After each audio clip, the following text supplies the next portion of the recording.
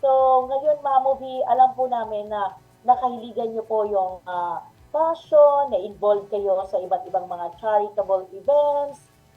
Actually, paano po kayo tinawag na Tiger Lady of Fashion? Kasi pag sinabing tigre, abay talagang ang tapang, matapang Mm. na fashionista, ganun po ba yun? Okay, nagsimula yan kasi may nakilala ako na brand man. Ang business niya is branding. So, he's Mm. been into the marketing and he has a lot of companies and personalities that would seek his service. Siya yung nagbibigay ng pangalan. Ngayon, nung nakilala ko siya, siya yung magbigay sa akin ng mga endorsements kasi Mm. nagkaroon ako ng show noong lockdown and until now, may show si Mamo V sa ibang istasyon na The Mamo V Show. Tapos, nung January last year, nag-organize ako ng advocacy ko. Ang tawag ko doon is the Philippine Fashion Circle Awards. Anong ginagawa ng Philippine Fashion Circle Awards?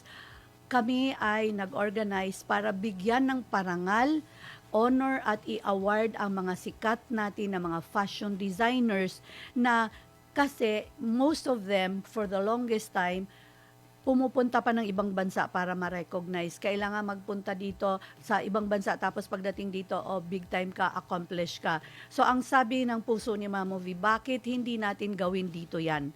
Dito pa lang gawin na natin sila, local man sila na nandito or international. So doon naisilang yung the Philippine Fashion Circle Awards at last year yung inaugural launch. Ang mga naging awardees natin doon sila Amir Sali, Albert Andrada, Francis Liberan, Oscar Peralta, Andrew Badjola, and then yung naging Mga, icon. mga kilala sa fashion world, Mama V. Yes, mga kilala. Tapos si Frederick Peralta.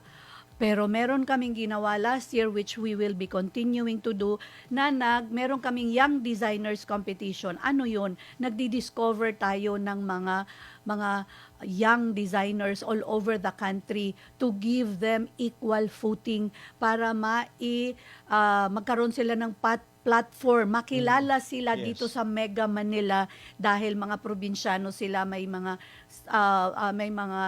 insecurity sila na hindi sila makapag-compete. Pero nung last year, nung nilaunch namin ang Young Designers Competition, nakilala ang nanalo ay taga Batangas at ang pangalan niya ay si Don Moises.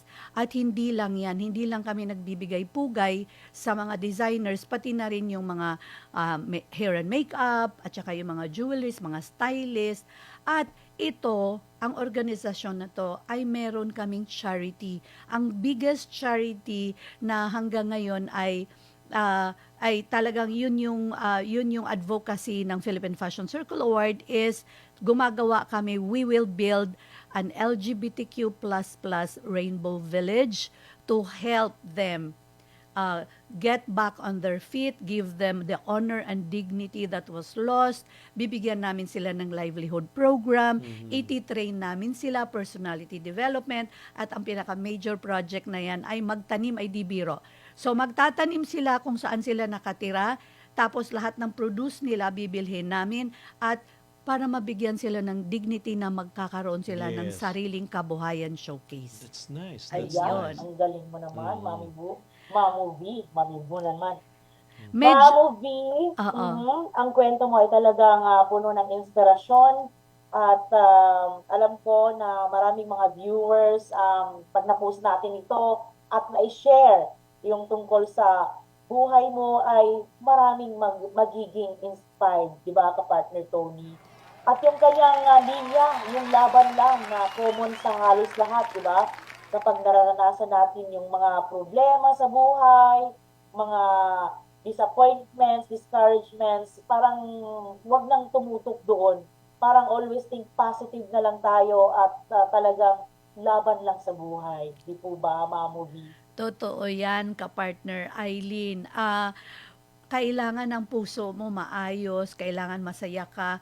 Lahat ng dumadaan sa buhay natin, lahat tayo may pinagdadaanan. Ang importante, paano ka tumayo, paano ka Oo. makatayong muli, paano ka tumayo, kailangan nakangiti ka, at very important, talagang si God nasa puso mo. Palagi kang magkaroon ng grateful heart.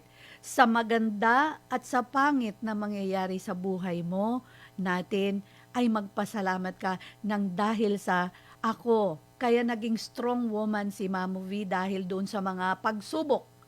Probinsyana ako. Pinatatag ka ng mga challenges na naranasan mo, Mama V. Correct. Dahil kung wala yon, baka weakling ako. Baka konting masiko lang ako, laglag na, wala na, tapos na ang boxing. Pero hindi, si Mamo V, laban kasi ang buhay ay napakaganda, makulay, at masaya.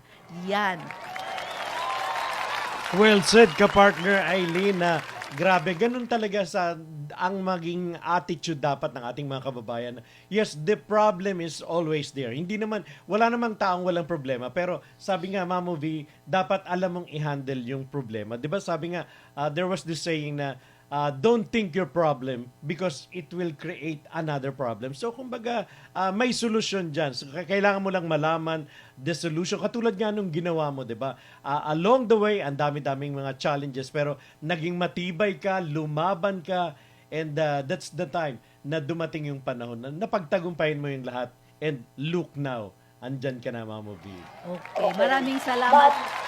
Actually, kapartner Lynn at saka Tony, ang buhay natin ay hindi ko masasabing wala na akong challenges. Tuloy-tuloy ang challenges natin.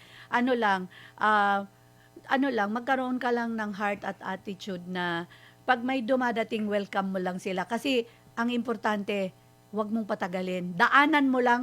Padaanin mo lang. Yes. Huwag mong pa-istambay. Yes. Hindi dapat sila tumambay. Padaanin mo lang. Kaya nga ang sinabi, pinagdadaanan, di ba? Tama. So padaanin mo lang. Doon ka tumambay kung nasaan. Andun yung blessing mo.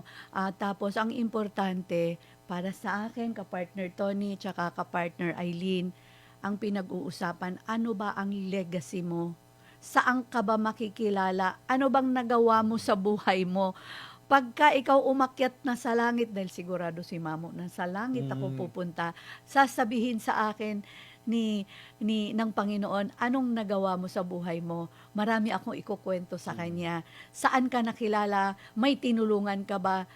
Noong nadapa ka, umiyak ka ba? Nagalit ka ba? Ano ba? Paano ka bumangon? Maraming makulay na mga maikukwento sa ating Panginoon.